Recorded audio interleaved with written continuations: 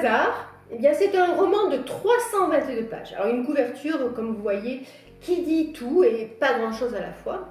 J'étais vraiment curieuse de découvrir une fois de plus l'univers proposé par Chloé Derasse, sa façon de penser l'écriture qui est un petit peu atypique à mon sens. Alors curieuse bien sûr et un peu effrayée quand même par les 322 pages, il faut bien l'avouer. Alors déçu, jugez plutôt. L'auteur nous propose une courte tranche de vie que beaucoup d'entre vous, enfin on va dire d'entre nous, vivons chaque jour. Allez, il est tôt, c'est l'heure de partir au boulot. Vous connaissez ce rituel métro, boulot, dodo. Eh bien là, nous nous arrêterons, si vous voulez bien, au métro, qui pour le coup, eh bien c'est le train du banlieusard. 5h34, pardon, tout commence. Enfin, pas tout à fait, parce que cette fois, quelque chose va dérailler. L'ordinaire va devenir l'espace de quelques heures extraordinaires, va devenir le surprenant, un moment d'aventure dans un quotidien bien huilé. Un homme saute les grilles de la gare. Il est blessé à la jambe, mais alors qui y est-il? Que lui est-il arrivé? Premier train, première vague des anonymes. J'ai dit anonyme? Non, pas vraiment en fait. Parce que on va au fur et à mesure faire leur connaissance, les découvrir avec leurs petits travers, leurs ambitions, leur courage, leur timidité, leur égoïsme. Ils vont être nommés. Chloé Derasse nous jette dans le siège du spectateur curieux.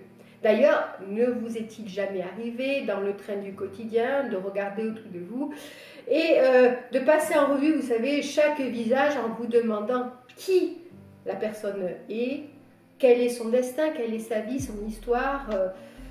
Non? Si, enfin moi ça m'arrive tout le temps.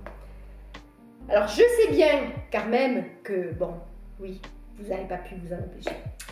Mais cette fois, il y a plus que des conjectures. Les héros de ce trajet sont bien plus en fait que des affabulations. Alors, où en étais-je? Ah oui, le fameux blessé à la jambe qui monte dans le train. Alors, on comprend qu'il n'est pas tout blanc, il a fait un petit truc, peut-être un loufia. Une fille le retrouve un petit peu inconscient, mais enfin bon, je ne vais pas vous en dire plus.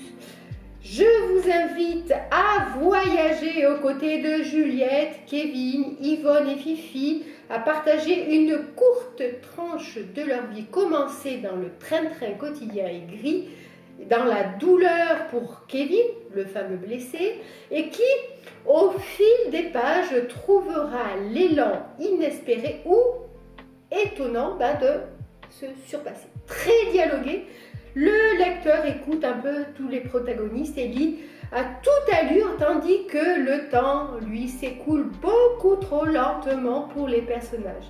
Jeu étonnant de rire.